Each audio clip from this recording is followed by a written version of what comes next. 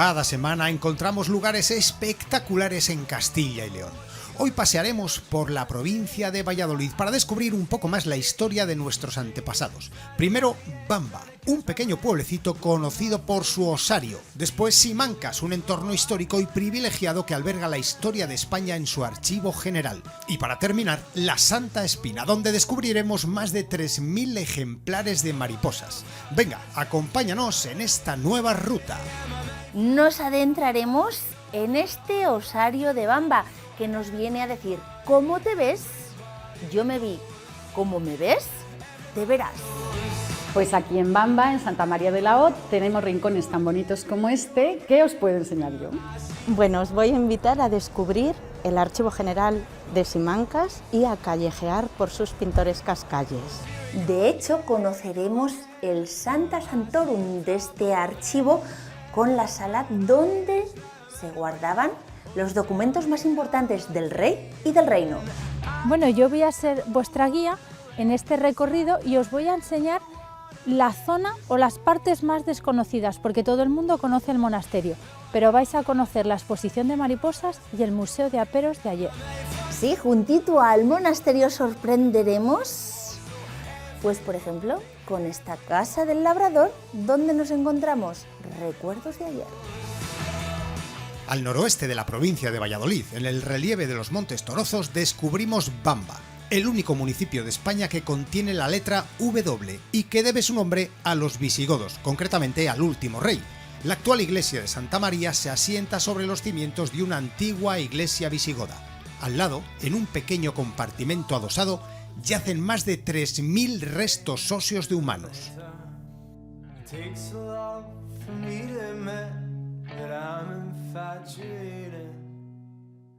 Comenzamos nuestra escapada con una imagen que puede resultar impactante.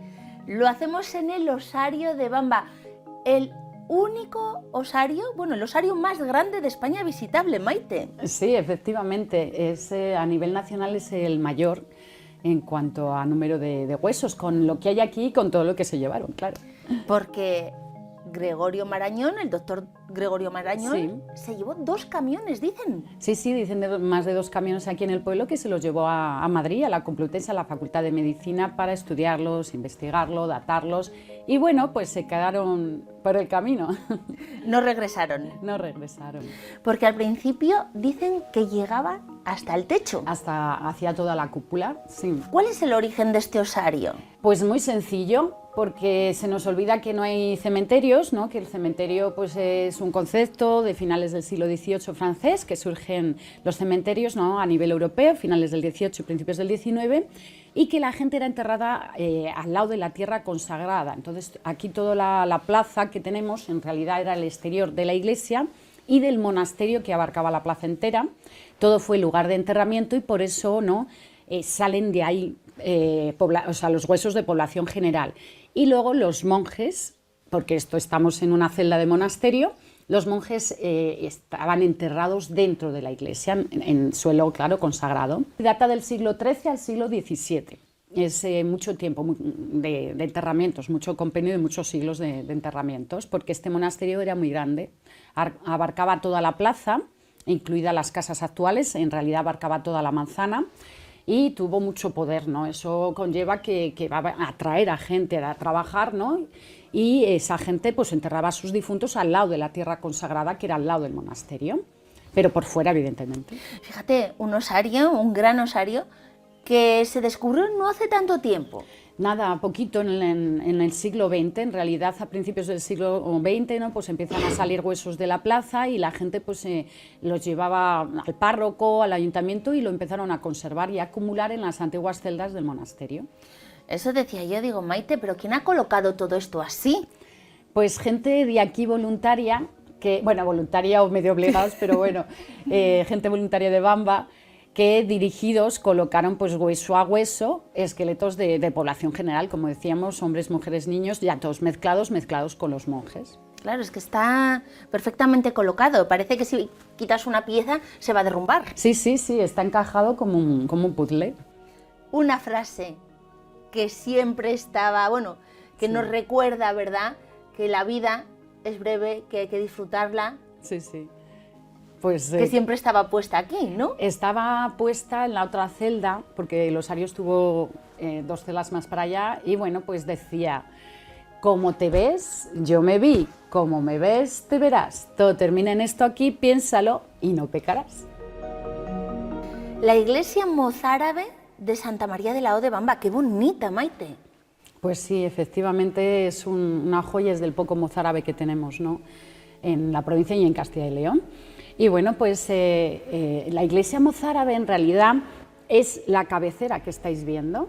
Es del siglo X, año 928, el rey, bueno, se realizó entre 930 y 40 la construcción, pero en el 928 se da la orden, ¿no?, de repoblar por parte del rey asturleonés Fruelas II, y pues se va a basar en estos monjes que han estado conviviendo en el Andalus con musulmanes, pero permaneciendo en su religión cristiana, ¿no? Se les llamó mozárabes y también repobladores, y ellos van a hacer iglesia y monasterio. Y la iglesia es totalmente pues plana por fuera en cabecera, plana por dentro, con ábsides laterales más estrechos, central más ancho y crucero no marcado en planta, un cuadrado perfecto, ¿no?, porque son plantas centralizadas, plantas cuadradas. Y bueno, pues ellos van a reproducir lo que han aprendido y visto en el Andalus, que son los arcos de herradura. El arco de herradura en realidad está pensado para hacerse con ladrillo, con barro cocido, sobre todo el del Califato de Córdoba. Ellos llegaron aquí, como estamos nosotros ahora en los Montes Torozos, lo que tenemos es piedra, los van a hacer en piedra, más abiertos que el Califal, pero van a hacer toda la factura de su iglesia en una piedra sin trabajar, una piedra en mamposto, con bóvedas de cañón en piedra, y utilizarán en algunas partes el ladrillo, como en esas ventanitas abocinadas en esos lucernarios. Pero lo hace especial y lo hace único, el aprovechar la piedra de nuestros torozos. Sí, sí, totalmente. Está realizado tanto la parte mozárabe como esta parte que estamos ya tú y yo. Está hecha todo en piedra de aquí, de los Montes Torozos. Luego tenemos una segunda parte de la iglesia. Efectivamente, esta parte ya es del siglo XII, de 1140, y se lo debemos a otro momento. También estamos en Reconquista, también quieren repoblar y ampliar población, y se lo debemos a Alfonso VII y a Sancha, su hermana, la Sancha de la Santa Espina, que ella es la heredera, y deciden donar estratégicamente parte de lo que hoy forma la Mancomunidad de los Montes Torozos a la Orden de San Juan Hospitalario, San Juan de Jerusalén, que luego serán conocidos a partir del siglo XVI como Caballeros de Malta, ¿no? Pues esa orden es la que va a hacer el resto de iglesia, que ya va a hacer 2 naves laterales más estrechas, la central más ancha, y nos lo van a hacer en un estilo ya románico, pero un románico muy tardío, un románico que llamamos de transición, porque como veis, esos arcos, claro, es más elevado de lo normal, y tenemos los arcos ya, como bien dices, pero a caballo un ya poquito ya tirando a gótico, ¿verdad? Claro, efectivamente. Entonces, eso es muy románica en algunos aspectos, como en los capiteles. Los capiteles son una maravilla. Había que aprender con la vista, entonces pues encontramos capiteles tan interesantes como en este lado del Evangelio, como el zapatero, que está puliendo la piel con la saliva, con instrumental no de zapatero, y en este lado de la epístola pues ya tenemos el pecado original, con Adán y Eva, la serpiente no enroscándose en el árbol, el fruto del pecado, y ahí tenemos el juicio final, donde rendir cuentas que nos lo representan a través del pesaje de las almas, y las almas las colocan como una cabecita, ¿no?, sobre la balanza. Es muy, muy ingenuo, pero muy, muy eficaz. Llegamos a esta capilla, qué bonita es y qué especial. Estamos justo debajo del árbol de la vida, que bueno, pues en realidad es una cúpula de palmera, ¿no?, del siglo X, año 940, es de esa parte todavía mozárabe, porque por aquí los monjes entraban a su monasterio, ¿no? A la palmera, lo que es el árbol en la Biblia, en el Antiguo Testamento, tiene una simbología de árbol de vida. Y bueno, esto pues estaba pintado, estaba sin verse las lascas, policromado, y la gente cuentan que al verla pues le llamó el árbol de la vida. Se creía que sanaba, que curaba, nació en el ritual de dar la vuelta y de tocarlo, y es cierto que tiene desgaste de mano humana, pero también tiene desgaste de intemperie, porque esta zona pues estuvo literalmente abandonada, metieron animales, rebaños, y además todo monasterio se hacía en zona rica de elementos naturales, tiene que tener agua y aquí el agua está discurriendo por debajo de nuestros pies y esa humedad pues que notamos ahora mismo pues hace que este tipo de piedra caliza se descomponga. La más conocida y mejor conservada la tenemos además aquí en Castilla y León, San Baudelio de Berlanga en Soria. Y bueno, pues ellos, los monjes, entraban a su iglesia y volvían de la iglesia a su monasterio por ese pasadizo que vemos al fondo, que la orden siguiente, la orden de San Juan, va a transformar ya en una capilla posterior, una capilla ya gótica del siglo XIV. Y bueno, vemos letra gótica y vemos pues pasajes de su santo, de San Juan, ¿no? San Juan bautizando a Cristo. Y bueno, pues es una capilla que estuvo abandonada, literalmente, sin techumbre, llena de escombros, y en 1992 van a hacer una restauración que sacan a la luz, ¿no? Esta grisalla que no conocía ni la gente del pueblo y que la llamaron Capilla de Doña Urraca, en honor a Urraca, la portuguesa, de las primeras reinas castellanas, ¿no? Se creyó mucho tiempo que fue enterrada aquí en 1211, pero todavía no se ha podido demostrar. Es algo dudoso, pero aún así se le dedica a esta reina. La pila del 13, que sigue en uso.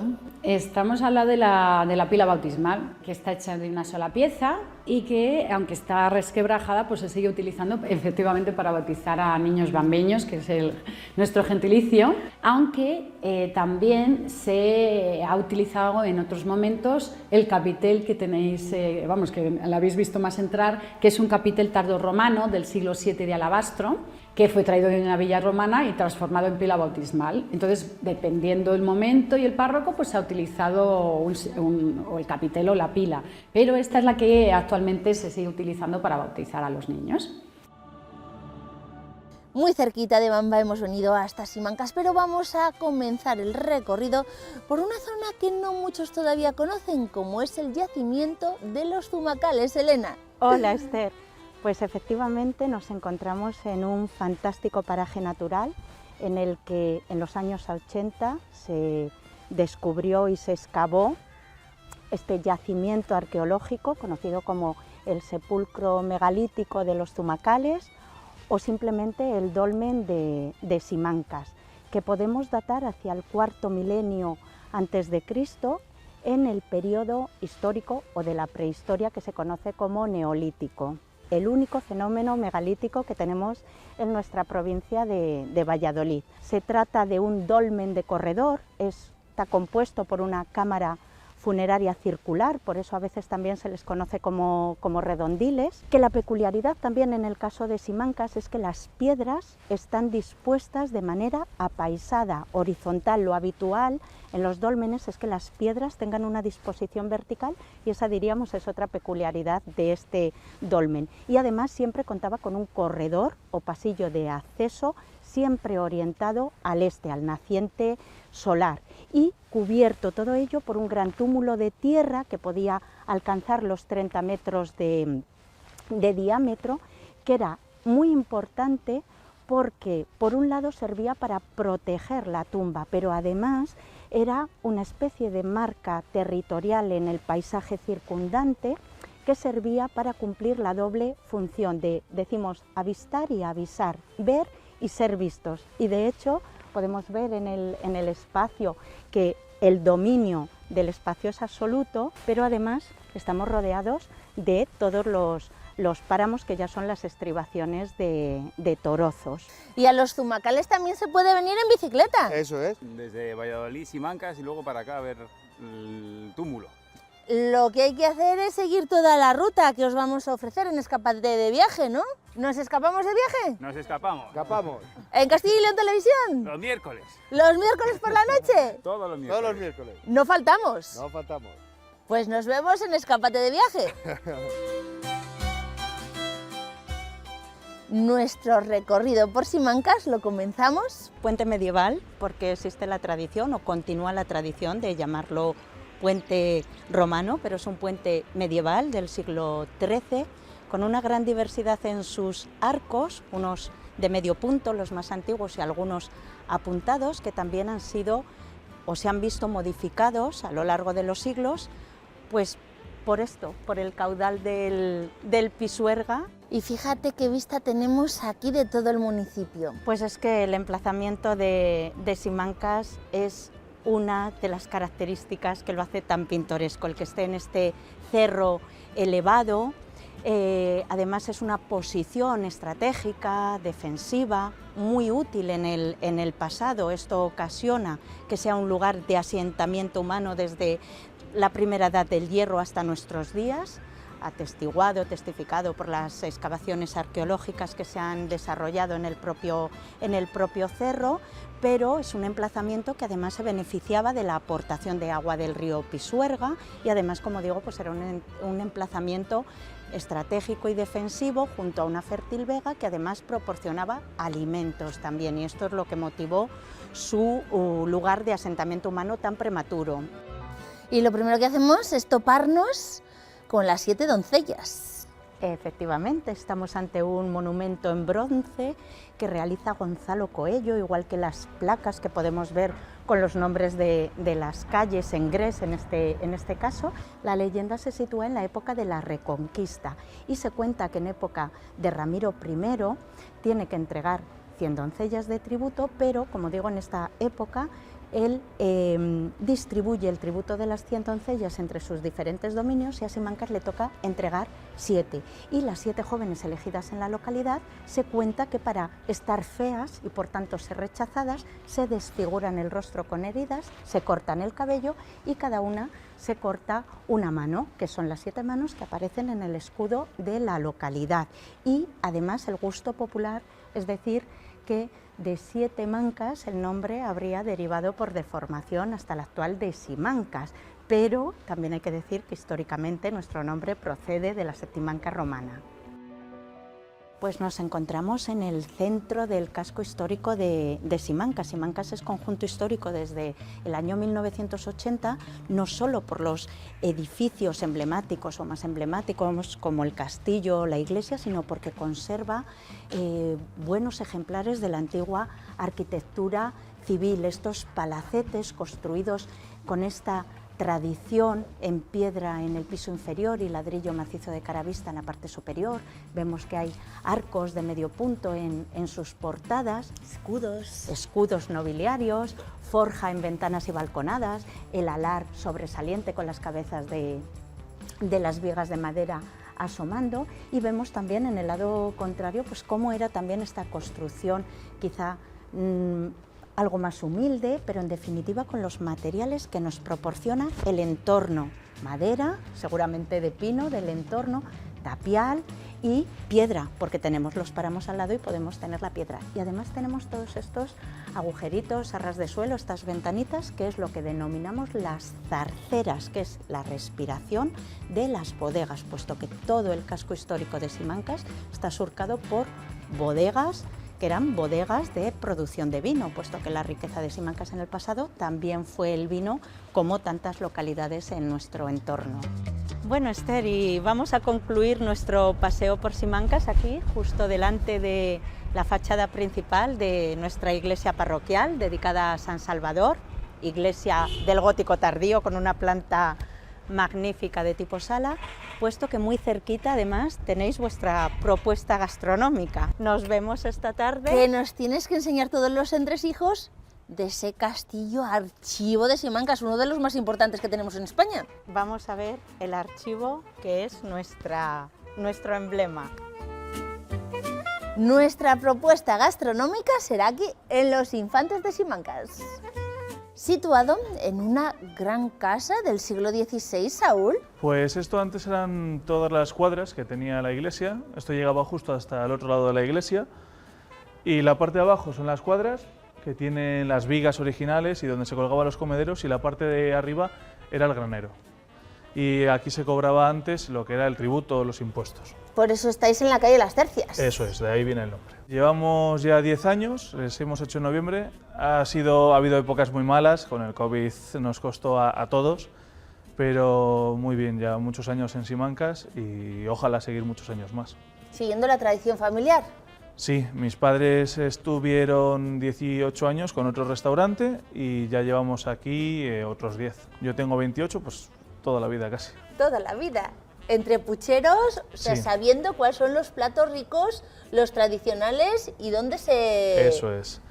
Yo toda la vida, vamos, he visto a mi padre cocinar y ojalá verle muchos años más.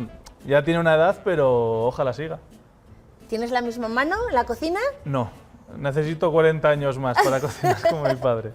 ¿Qué propuesta gastronómica vamos a degustar? Pues hoy tenemos lo que más vendemos por aquí, que son los revueltos. Tenemos revueltos muy buenos como el de boletus, como el de morcilla, las carnes a la parrilla, el pincho de lechazo en la zona. Saúl, que estoy ya empezando a babear, ¿vamos dentro? Perfecto. Una propuesta variada y muy apetecible, Saúl. Coincidiendo con que es miércoles, todos los miércoles tenemos cocido castellano, que es con la sopita de estar toda la mañana cociendo las carnes. Al glu glu. Eso es. Y luego pues las carnes con el relleno, con la morcilla, el garbanzo y la berza. Y en días así de invierno rico, entra apetece. muy bien. Una sopita calentita, además en cazuelita de barro. Eso es, ya que estamos en Castilla, que menos que un buen cocido castellano.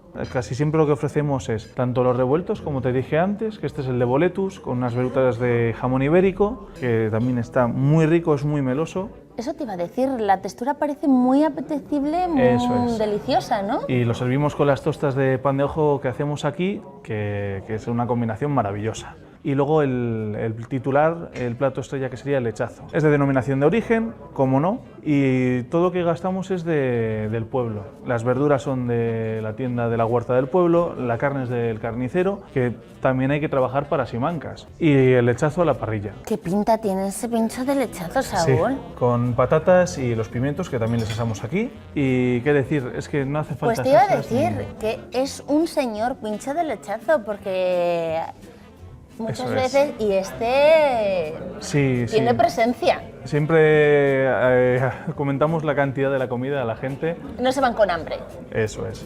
Saúl, pues voy a brindar por todos estos platos. Que aproveche. La cocina de Simancas. Y hemos vuelto a quedar con Elena, ahora sí para descubrir cómo es este archivo histórico, castillo y patrimonio de la humanidad por la UNESCO. Efectivamente, nos encontramos ante la joya de la corona, Patrimonio Mundial de la Humanidad, como bien dices, por la UNESCO en el apartado Memoria del Mundo, así que cuando se dice que Valladolid no tiene Patrimonio Mundial de la Humanidad, sí lo tiene en la figura del Archivo General de Simancas. Está dentro de lo que en su día fue una fortaleza que ordenan construir los almirantes de Castilla, los Enríquez, y en muy pocos años la verdad es que pasa ya a poder de los reyes católicos. Y es en el siglo XVI, con el emperador, 1540, con quien comienza a utilizarse como archivo, como lugar depósito de la documentación. Aquí decimos que es el archivo del rey, porque lo que se guardan son documentos relevantes que salvaguardaban sus derechos dinásticos como monarca, como emperador, y documentos de sus abuelos, de los reyes ¿Qué católicos. vista tenía ya Carlos I?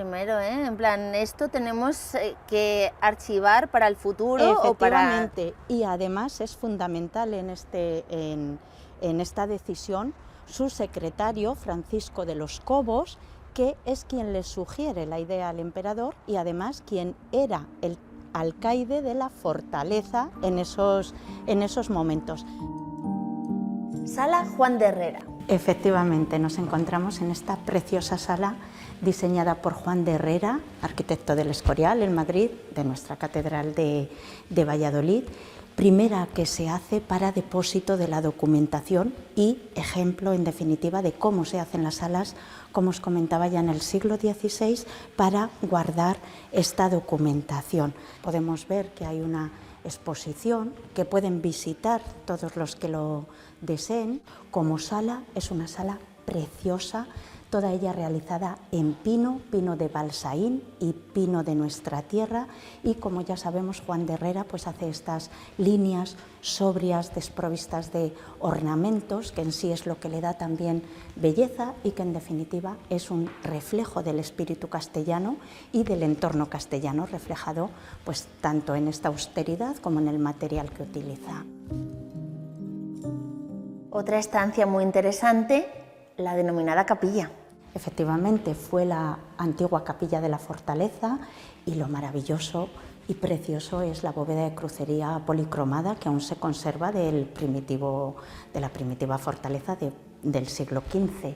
Es una bóveda de crucería policromada que conserva los escudos de los fundadores. Hablábamos de los Enríquez, pues podemos ver en la parte superior los escudos correspondientes a Alonso Enríquez y a su mujer María de Velasco, y en el centro el escudo conjunto de los almirantes de Castilla. En estos momentos en la capilla lo que hay es documentación muy relevante de la fundación del propio archivo, así como hablaba antes de las instrucciones que da Felipe II para el funcionamiento y organización del archivo, o las órdenes que da Carlos I, Carlos V para su fundación, el intento que hizo el rey católico Fernando para establecer un primer archivo en 1509, que luego no tiene efecto, y luego esa parte que diríamos la segunda parte del archivo, que es cuando se abre a la investigación histórica ya a mediados del siglo XIX. Se puede decir además que durante la primera mitad del siglo XX casi todos los investigadores eran extranjeros, y hay que entender también el marcado carácter o relevancia internacional de muchos de los documentos que aquí se guardan. Y llegamos a la torre de Felipe II, donde estaban los documentos más importantes. Efectivamente, nos encontramos en el cubo que se denomina del primitivo archivo. Esta sería la sala de Felipe II, y aquí se guardarían todos aquellos documentos que tenían que ver con los derechos del rey, documentos que por lo general se expiden en un formato más noble, en pergamino, validados por grandes sellos. Son documentos que no pueden ir en un legajo al uso, en un legajo normal, y así pues estos documentos se guardaban en las arquetas que hemos visto en la sala Juan de Herrera expuestas, arquetas que siempre llevan el emblema real, el escudo del rey, y arquetas que luego iban guardadas en estos armarios. Es una sala preciosa, de nuevo, decimos eso, el Sancta Sanctorum, tiene un aura místico, casi sagrado, porque además estamos diciendo... Y un poco de secretismo, ¿no? De Efectivamente. la cámara de seguridad.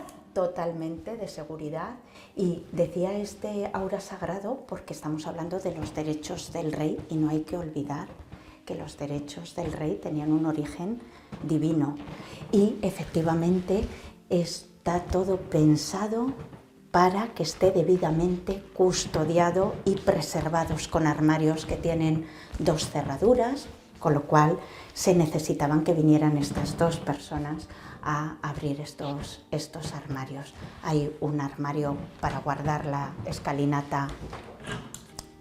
de mano, se guardaban también en estos armarios, se anclaba y se subía al piso superior. Pues nuestra escapada continúa. Eso sí, será dentro de unos minutos.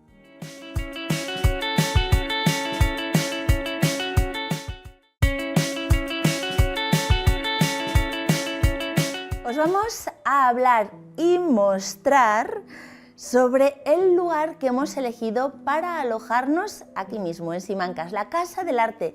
Jaime, una casona que tiene mucha historia. Pues sí, así es. Esta casa es del siglo XVI, y de hecho hay una cosa muy importante que siempre cuando enseñan el pueblo cuentan lo que es la historia del escudo que tenemos justo en la fachada, que era de Andrés de Guzmán, y que era un familiar de la Inquisición. Pues fíjate, pero también creo que estuvo vinculado al grupo Simancas, un grupo de intelectuales, bohemios, que se instalaron en el pueblo durante los años 70. ¿También algo relación tuvo esta casa con ellos? Pues sí, aquí vivían también Pilar Pigazo y Pablo Prieto, que eran unos escultores, pintores, bohemios de la época, que vivieron aquí. Jaime, incluso habéis conservado un poco el espíritu y la esencia de las casas típicas del entorno. Sí, pues como ves, esto lleva siendo así desde hace unos 30-40 años, es una cosa muy tradicional, muy acogedor, la gente por eso le gusta tanto, con la chimenea, con las habitaciones muy antiguas, con esos ventiladores. las vigas de madera. Todo de madera, eso es. Intentamos mantener esa esencia que tiene de hace muchos años, por eso a la gente le gusta tanto. Accedemos a las habitaciones y nos muestras un poco el tipo de habitaciones que tenéis de acuerdo con la escapada que queramos realizar. Sí, venga, vamos. Antes de subir a ver las habitaciones, un pequeño guiño a este lugar donde estamos. Sí, aquí es el restaurante que tenemos, que esto lo hicimos en el 2005, después de coger nosotros esto, y se come muy bien, es un restaurante muy tradicional, y luego tenemos una carne exquisita, que no es un plato estrella que tenemos, es el tibón, y como puedes ver es un sitio que a la gente le encanta, con este patio que tenemos precioso. Y en invierno junto a la chimenea y en verano, en la hacemos terracita. Eso es, en verano ponemos ahí mesitas y en la terraza. Jaime, pues ahora sí, vamos a ver las habitaciones. Muy bien, vámonos. Venga. Jaime, habitaciones que mantienen la esencia de la casa de pueblo. Sí, como puedes ver son habitaciones con una esencia, como tú dices, de casa de pueblo muy tradicional, y esto consta además de, tenemos 6 habitaciones grandes, con cama grande, todas con baño individual, algunas incluso, hay una de ellas que todo el mundo siempre la pregunta por ella, que es una que tiene una bañera en el centro de la habitación, y esa es la habitación 3, que hoy está ocupada y no se puede enseñar. Y luego tenemos también un saloncito muy acogedor, donde todo el mundo luego que se reúne allí, y también pueden desayunar. Pues fíjate, en el saloncito voy a hacer yo mi recomendación literaria antes de emprender ruta hacia la Santa Espina, que será nuestro destino para este segundo día. Antes de emprender nuestro segundo día de escapada, la recomendación literaria. En esta ocasión, Memorias de Leticia Valle, de Rosa Chacel, Premio Castilla y León de las Letras en 1991. Leticia Valle recorría estas calles de Simancas y ayer Elena, nuestra guía de Simancas, nos recordaba cuándo también se rodó esta película que tuvo como protagonista a Emma Suárez. Era nuestra Leticia Valle. El monasterio de Santa María de la Santa Espina, construido entre los siglos XII y XVI, debe su nombre a la reliquia que se conserva en el interior, una espina extraída de la corona de Jesucristo. Un monasterio cisterciense en el que se observan diferentes estilos artísticos: románico, gótico, renacimiento y neoclásico. Además, en 1931 fue declarado Bien de Interés Cultural. A media horita de Simancas nos hemos trasladado hasta la Santa Espina. Recibe este nombre el monasterio porque alberga una espina santa de la Cruz de Cristo, ¿verdad, Rosario? Eso, es una espina de la corona de Cristo. Fundado en 1147 por Sancha eso es, de por Castilla. la infanta doña Sancha de Castilla, que fue a peregrinar a los santos lugares, Roma y Jerusalén, y a su vuelta pasó por Francia, y ahí en el monasterio de Saint-Denis le entregaron esa espina de la corona de Jesús. Pero Rosario, nos vamos también, aparte de ver un poquito este monasterio, tienes 2 sorpresas que mostrarnos. 2 sorpresas. Una sería la exposición de mariposas e insectos y demás artrópodos de todos los países, de todas las regiones entomológicas del mundo, y después también el Museo de Aperos de ayer. Según entramos al monasterio, en el claustro de la hospedería, que es el primer claustro, hay una puertecita que pone exposición de mariposas, y ahí nos vamos a encontrar una gran sorpresa. Al entrar me han llamado la atención, no lo he podido evitar, las preciosas mariposas de tonos azules, que yo he perseguido mariposas en Costa Rica de estas tonalidades. Eso es, porque aquí en esta primera parte, bueno, en esta parte que están las mariposas azules, sería la región neotropical de América Central y América del Sur. La colección cuenta con más de 16.000. El resto de esa colección están en el monasterio en Bujedo, en Burgos. Fíjate, me llama también la atención estas, que fácilmente se pueden camuflar, ¿verdad?, con hojas. Esta primera parte, esta primera fila de aquí, serían mariposas de China, la segunda serían de África y la tercera sería de América. Y aquí el hermano Panda hizo un montaje entre mariposas y hojas. Es decir, aquí en la caja se ve muy bien, pero si esto estaría en el medio natural sería muy difícil diferenciarlas. Mira, una cosa muy llamativa, por ejemplo, de las mariposas azules que tú comentabas Me antes. encantan. Hay algunas que tienen un azul más brillante, esos serían los machos, y las que no tienen ese brillo serían las hembras. Y el color azul solo está en la parte superior, En la parte inferior, en la parte de abajo, el color cambia completamente. Si nos vamos ahí a la caja 23, por ejemplo, veríamos, este sería la mariposa volando. Si la damos la vuelta, esta sería cuando la mariposa se posa. Se camuflan del color de la planta, de la rama, del árbol, de la zona. donde se posa. Eso es. También tenemos mariposas diurnas y mariposas nocturnas. Lo que conocemos todos como polillas. Bueno, y yo os decía que os iba a enseñar la mariposa de mayor envergadura del mundo, que es esta de aquí, la Thysania agrippina. Suele medir, los ejemplares que tenía el hermano Panta, de extremo a extremo, solían medir entre 22 centímetros. Llegó, creo que en Bujedo tiene una que medía 25, pero esta mariposa puede llegar hasta los 40 centímetros. 40 centímetros de mariposa, claro, estamos hablando de mariposas nocturnas. Y estas corresponderían a Perú y Bolivia, estoy leyendo, ¿verdad? La Thysania agrippina, sí. Otra cosa muy interesante sería esto que tenemos aquí, que es la espiritrompa, la lengua de las mariposas, el aparato bucal de las mariposas. ¿Realmente es así en todas ellas? Eso es. Lo que pasa es que nunca le apreciamos porque le tienen recogido como una espiral, ¿no? Le tienen como una espiral, por eso se llama espiritrompa. Y lo utilizan para alimentarse del néctar de las flores. El néctar de las flores siempre está en la parte más profunda de la flor. La mariposa cobra. Si yo la tapo así, veis perfectamente la cabeza de una cobra. Que tiene la cabeza. ¿Lo veis ahí? La mariposa búho. Si veis, parece que son esos dos ocelos, los ojos de un búho, ¿no? Que también es un método de camuflaje y de protección. Rosario, son preciosas, pero te voy a confesar, a mí donde me gustan verlas es volando libremente por el campo. Pero nos vamos ahora a otra sala muy interesante, al Museo de los Aperos del Ayer. Eso es. Hemos retrocedido en el tiempo y nos hemos unido a este Museo del Ayer, el Museo de Ayer, ¿verdad? ¿Cuántos aperos tenéis? ¿Unos 8.000? Pues mira, en colección, o sea, expuestos en exposición, por decirlo de alguna forma, en torno a unos 4.000, podríamos decir. Catalogados cerca de 6.000, pero la colección cuenta con más de 7.000. Aperos agrícolas, de diferentes oficios, enseres domésticos, hay maquinaria grande también, tractores, aventadoras, gavilladoras, carros. ¿De qué época comprenden? No, a ver, normalmente siempre decimos que es un poco de la época de nuestros abuelos, ¿no? Esos mediados del siglo XX aproximadamente, pero bueno, sí que hay piezas de finales del siglo XIX, alguna de principios del XX. Que es nuestra historia y es bueno conservarlo, ¿verdad? Para no olvidarlo ni perderlo.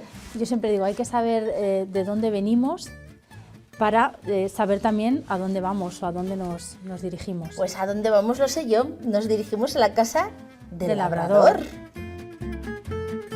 Pues sí, aquí dentro del recinto del monasterio de la Santa Espina tenemos sorpresitas tan gratas como esta, la casa del agricultor, la casa del labrador de la época de nuestros abuelos. Eso es, de la época de nuestros abuelos. Está un poco diferenciada por zonas, la zona de los juguetes, la zona de la cocina, con la lumbre, ¿no? Con el hogar. Por aquí la parte de la costura, donde las señoras se sentaban en torno al brasero de cisco a coser, ¿no? A remendar calcetines, a hacer bolillos, bordados. Bueno, forma parte de todo ello del centro de interpretación de la vida rural, del mundo rural, que tenemos una fragua, tenemos una panadería, tenemos ese museo de ayer. La sala de la exposición con las diferentes estaciones del año de agricultura. Y en la parte superior las habitaciones. Esto que tenemos aquí son unas tenacillas para rizar el pelo. Unas tenacillas, o sea que no somos tan modernos ahora. No, yo siempre digo que todo está inventado. Nosotros hemos mejorado la idea. El papel higiénico, el elefante, los calientacamas. Vemos los cabeceros antiguos. La máquina de hacer pasta, que también había. O esta que tenemos aquí para batir la mayonesa. Muy curiosa. Y justo detrás de ti, Esther, esa pieza de cerámica que parece muy moderna, Eso es de finales del siglo XIX y es un filtro de agua. En el interior tiene una cápsula, como si fuese una piedra porosa, que era lo que filtraba el agua y luego salía por ese grifo. Los que eran así de pequeño tamaño solían estar en los salones, en los comedores. Los que estaban en las cocinas eran mucho más grandes.